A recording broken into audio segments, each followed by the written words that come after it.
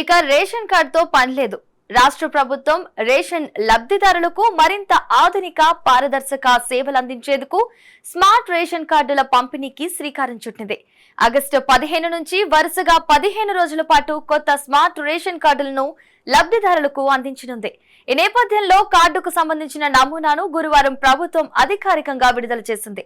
ఆధునిక సాంకేతికతను వినియోగిస్తూ రూపొందించిన ఈ కార్డుల్లో ముఖ్యంగా భద్రత, స్పష్టతకు ప్రాధాన్యం కల్పించారు. కొత్త స్మార్ట్ కార్డ్ రేషన్ కార్డు ముందు భాగంలో ముఖ్యమైన వివరాలను పొందుపరిచారు. ముఖ్యమంత్రి రేవంత్ రెడ్డి, పౌర సరఫరాల శాఖ మంత్రి ఉత్తమ్ కుమార్ రెడ్డి ఫోటోలతో పాటు రేషన్ కార్డు నెంబర్, కుటుంబ యజమాని పేరు, సంబంధిత రేషన్ షాప్ నెంబర్ వంటి వివరాలను ముద్రించారు. దీంతో లబ్ధిదారుడి కుటుంబానికి సంబంధించిన ప్రాథమిక సమాచారం కార్డుపైనే స్పష్టంగా కనిపిస్తోంది. కార్డు వెనుక భాగంలో ప్రత్యేక హోలోగ్రామ్ ను ఏర్పాటు చేశారు.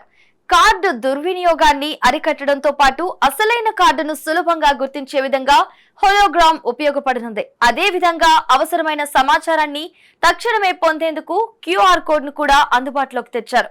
దీంతో స్మార్ట్ రేషన్ కార్డుల వల్ల రేషన్ సేవలు సులభతరమయ్యాయి.